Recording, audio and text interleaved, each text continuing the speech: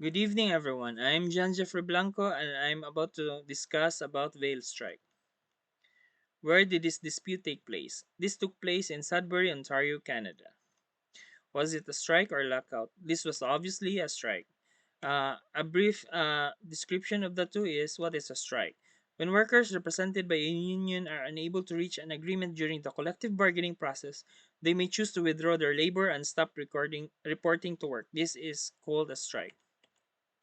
A lockout, on the other hand, is unlike strikes, which are employee driven. Lockouts are initiated by an employer by closing a place of employment, suspending work, or refusing to continue to employ their employees. This is called a lockout.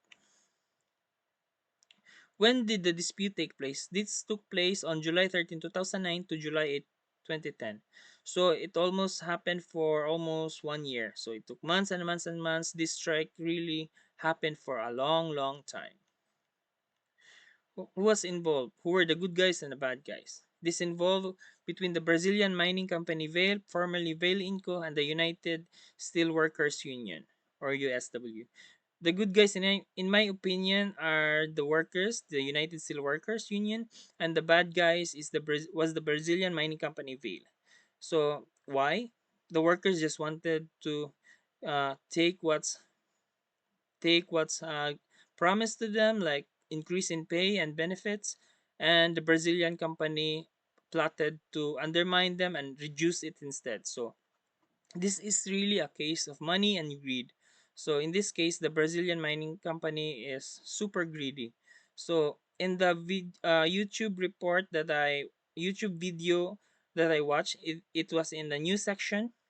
It said that the Brazilian mining company, they said that the company was not sustainable. So this was obviously a lie, because before that, 2 years before that, they earned like billions and billions of dollars.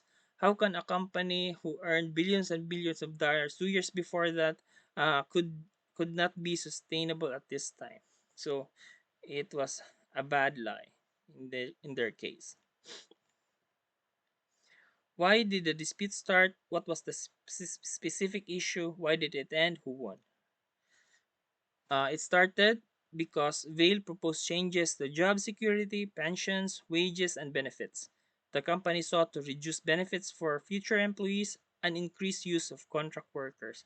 So it could be seen in this case that Vail really is so vile in before.